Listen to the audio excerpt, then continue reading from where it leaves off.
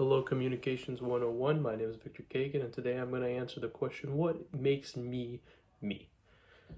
Well, some of my more distinguishing features, I'd say, are my fear of spiders, my ability to not care about selected, you know, uh, things or, memories that I may have, and I find that sometimes I'm overly cautious.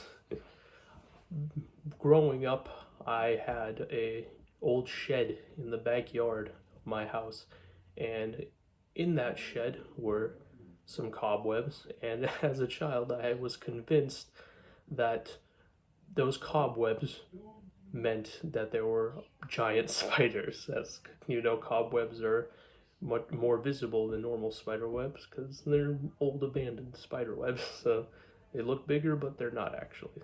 So I thought, big spiders hanging out in the shed, and that was enough to keep me away for as long as I could help it.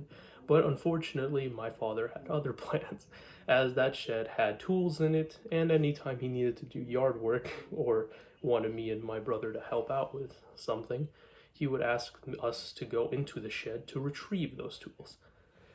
Now, the shed wasn't very large. It was a little tall, but it wasn't very wide.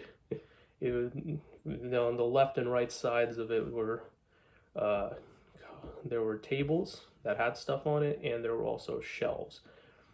But we would never put our stuff in like cleanly, so there would always be some trouble getting around something. I would have to climb over bags of cement sometimes to get to the tools that my father needed. And while the shed was a little tall, it wasn't tall enough for me to be completely, ignorant of my fear of spiders. Maybe one comes down, drops on me, it's in my hair.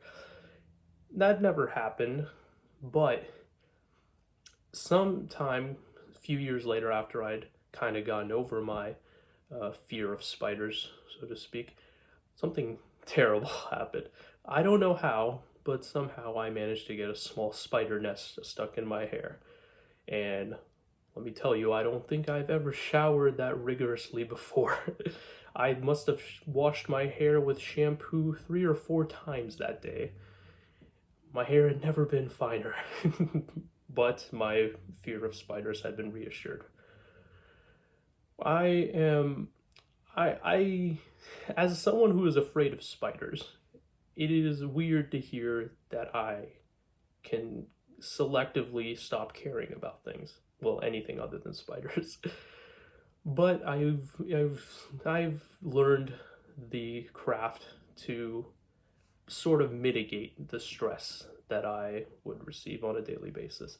I learned to stop caring about things that I couldn't control, or things that, if I had been involved, wouldn't have changed the outcome by very much. I remember a few embarrassing moments from my childhood that I wish didn't happen, but hey, time's over. I can't change it, and more than likely, nobody even remembers more than I do, so why should I care? Lastly, I'd say I'm overly cautious. As a child, I found that, and now actually, I found that whenever uh, something would happen that wasn't planned, my mind would always go into crisis assessment mode, but it would do a very poor job at doing it. I would start, like, for example, my father and mother were to go on a date night, went out to dinner or something, left me and my brother alone at the house for a few, like maybe an hour, hour and a half. My brain would think, what if somehow this was the time that someone chose to break into the house? And of course, I would have to worry about that for the next hour and a half. Now, there are negative attributes to this, such a personality trait, but I found that sometimes it's helped me more than it's inconvenienced me, since I've had, the risk assessment already going on. I had a plan for when something happened, but it was never anything major. It was just like, oh, pencil rolled off the table.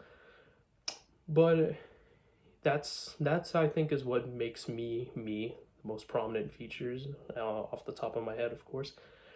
Um, yeah, I hope to have a great year with you guys and see you in future speeches.